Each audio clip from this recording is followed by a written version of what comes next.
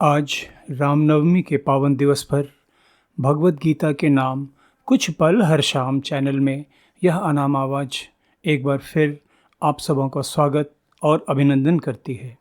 साथियों, आप सब जानते हैं कि भगवत गीता में वर्णित जीवनोपयोगी तथा प्रेरक ज्ञान को जन जन तक और विशेष रूप से आज की युवा पीढ़ी तक पहुंचाने के लक्ष्य के प्रति समर्पित इस चैनल में क्रमबद्ध तरीके से प्रतिदिन गीता का एक श्लोक आप सबों के बीच प्रस्तुत किया जाता है, ताकि आप सबों में धीरे धीरे भगवत गीता स्वाध्याय के प्रति रुचि उत्पन्न हो और आप सब भी इस अद्भुत ज्ञान को आत्मसात कर खोखले आदर्शों, मानसिक तनावों तथा ग्रंथियों से भरी इस दुनिया में अपने सभी सांसारिक कर्तव्यों का पालन सहज तथा अनासक्त भाव से करते हुए अपने अपने जीवन को आनंदमय बना सकें। इसी क्रम में आज आप सबों के बीच प्रस्तुत है भगवत गीता द्वितीय अध्याय का 29वां तथा 30वां श्लोक। आश्चर्यवत् पश्यति कश्चित् एनम् आश्चर्यवत् वदति तथैव च अन्यः आश्चर्यवच्चैनम् अन्यः शृणोति श्रुत्वापि एनं वेद न चैव कश्चित् देहि नित्यम् अवध्य अयं देहे सर्वस्य भारत तस्मात् सर्वाणि भूतानि न त्वं शोचितुम् अर्हसि। इन श्लोकों के सरल अर्थ इस प्रकार हैं। हे अर्जुन, यह आत्म तत्व बड़ा गहन है, इसलिए कोई एक महापुरुष ही इस आत्मा को आश्चर्य में भरकर देखता है और वैसे ही कोई दूसरा महापुरुष ही इसके तत्व का आश्चर्यचकित होकर वर्णन करता है तथा कोई अन्य अधिकारी पुरुष इसके बारे में आश्चर्यपूर्ण भाव से सुनता है। और अनेक ऐसे भी लोग होते हैं जिन्हें आत्मा के बारे में सुनकर भी कुछ समझ नहीं आता है। हे अर्जुन, यह आत्मा सबके शरीर में सदा ही अवध्य है, इसलिए समस्त प्राणियों के शरीर नष्ट होने के प्रति तुम्हें शोक नहीं करना चाहिए। साथियों, हम जैसे साधारण मनुष्यों के लिए सभी जीवधारियों के शरीरों में व्याप्त सूक्ष्म से भी अति सूक्ष्म आत्मा के बारे में जानने समझने की बात तो दूर, इसके बारे में सोचना, इसकी कल्पना करना भी कठिन और अचंभित कर देने वाला है। आध्यात्मिकता विहीन, सीमित ज्ञान तथा कुतर्कपूर्ण बुद्धि वाले लोगों के लिए आत्मा को जानना समझना बेहद कठिन है। आज के घोर भौतिकतावादी युग में आत्मा जैसे तत्व, जिसे प्राचीन भारत के तत्वदर्शियों, मनुष्यों, तपस्वियों ने अच्छेद्य, अदाह्य, अक्लेद्य तथा अशोष्य होने के रूप में वर्णन किया। The soul is impervious to weapons, proof against fire, impervious to water and undryable. The soul is eternal, ubiquitous, constant and timeless. और तत्वदर्शियों ने आत्मा की विशेषताओं के बारे में कहा कि आत्मा अव्यक्त, अचिंत तथा विकार रहित है। The soul is unmanifest, incomprehensible and immutable. संसार के भौतिक पदार्थों की माया से ग्रसित, इंद्रिय तृप्ति की लालसा में ही पूरा जीवन बिता देने वाले आज के युग के लोगों के लिए आत्मा जैसे सूक्ष्म तत्व के बारे में जानना समझना सचमुच कठिन है। साथियों, आज से 5000 वर्ष पूर्व द्वापर काल में भी, जब आज के कलयुगी संसार की तुलना में लोगों में काफ़ी सरलता थी, श्री कृष्ण आत्मा के बारे में कहते हैं कि इसे देखना, इसका वर्णन करना, इसके बारे में सुनना तो मनुष्यों को आश्चर्य से भर देता है।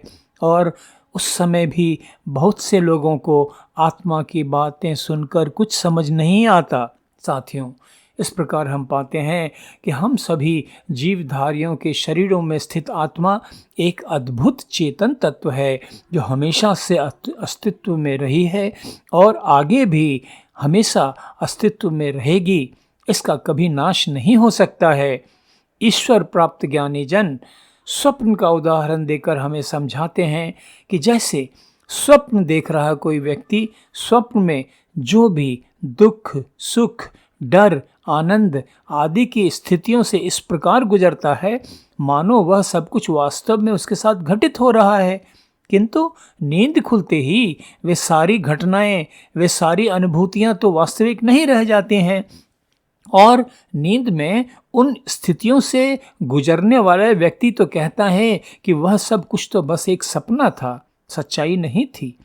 तो तत्वज्ञानी लोग जिन्होंने योग साधना के माध्यम से मानव जीवन के इसी स्वप्न रूपी स्वरूप को अच्छी तरह समझ लिया है, वे इस संसार के दुख सुखों से परे हो जाते हैं।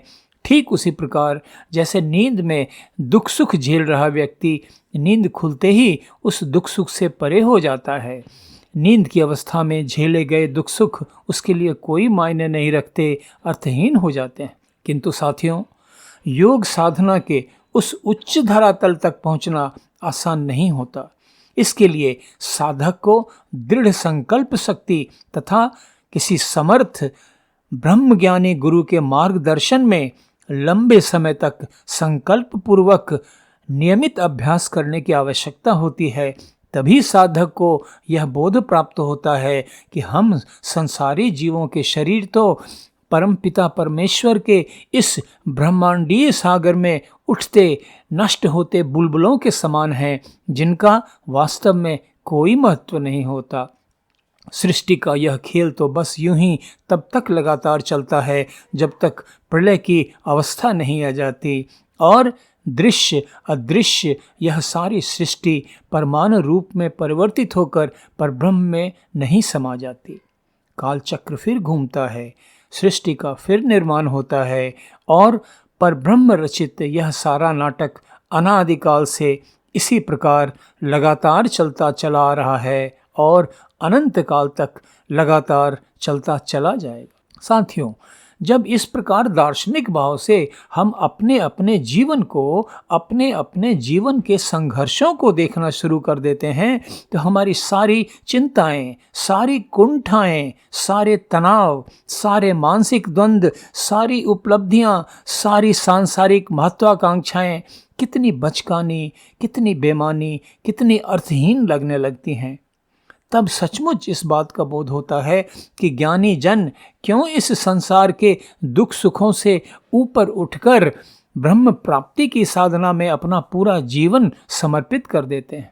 तब हमें समझ में आता है कि इस संसार की तमाम उपलब्धियां तो बस सपने के ही समान हैं।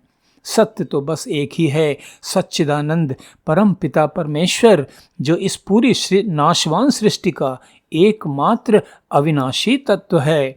उसी की साधना, उसी की प्राप्ति वास्तविक प्राप्ति है, वास्तविक उपलब्धि है और यह सब इस संसार में रहते हुए इस मानव तन में ही किया जा सकता है। सद्गुरुओं ने कहा है, सब साधन नर देह है, ज्ञान मोक्ष कर द्वार, देव सदा फल सफल कर, जीवन जन्म संभार।